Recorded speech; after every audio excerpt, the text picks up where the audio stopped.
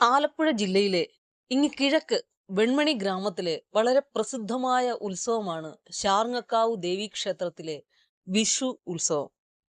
April മാസങ്ങളിലാണ് വിഷു ആഘോഷം നടക്കാറുള്ളത്. അതുകൊണ്ട് കുട്ടികൾക്കിത് അവധി ദിവസത്തിന്റെ മതിമറന്നുള്ള ആഘോഷമാണ്. ഗ്രാമത്തിലെ കർഷകർക്കിത് വിളവെടുപ്പ് കാലത്തിന്റെ സമൃദ്ധിയുടെ സന്തോഷമാണ്.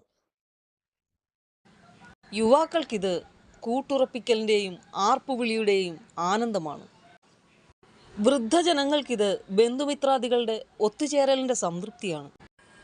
ചാർച്ചക്കാർക്കിത് ദൃശ്യഭംഗിയുടെ, കലാവിരുന്നിന്റെ, മൃഷ്ടാന്ന ഭോജന ആസ്വാദനത്തിന്റെ ഒക്കെ വേദിയാണ്.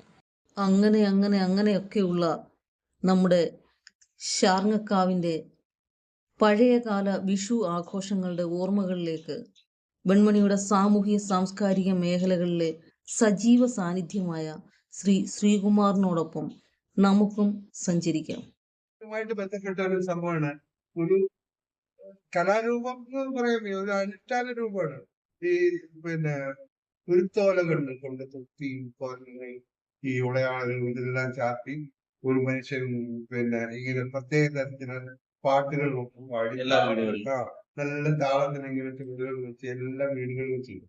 അയാൾക്ക് അരിയും തേങ്ങയും ഇങ്ങനെയൊക്കെ ഉള്ള സാധനങ്ങൾ അന്ന് വന്നുകൊണ്ടിരുന്നത് ശരിക്കും പറഞ്ഞാൽ കുളക്കടക്കടുത്ത് കുളക്കട എന്ന് പറയുന്ന സ്ഥലം അവിടെ ആ ഭാഗത്തുള്ള ഒരു മനുഷ്യനാണ്.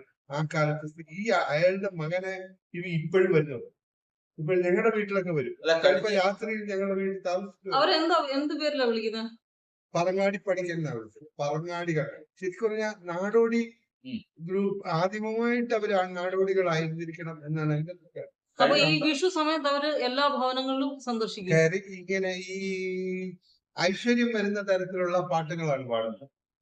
പണ്ട് പാട്ടുകളാണ്. അതിനൊന്നും ഒരു പാണം വരികയെന്ന് പറഞ്ഞില്ലേ വീടുകളിൽ അതുപോലെ ആ തരത്തിലുള്ള ഒരു കഥാപാത്രം. അതെ, അവര് ഏകദേശം ഒരു 2 ആഴ്ചയോളം ഈ വെൺമൺ പ്രദേശത്ത് കാണും. ഈ 10ാം തീയതി കൂടെ കഴിഞ്ഞിട്ടേ അവർ പോകത്തുള്ളൂ. ഈ സമയത്ത് പലപ്പോഴും നമ്മുടെ വീട്ടിൽ വന്ന് കിടക്കാറുണ്ട്. നമ്മുടെ വൈകുന്നേരം തന്നെ ഭക്ഷണമൊക്കെ പോകും. പിന്നെ പോകാൻ വേണ്ടിട്ട് ഒരു 2-3 പേരൊക്കെ വരും.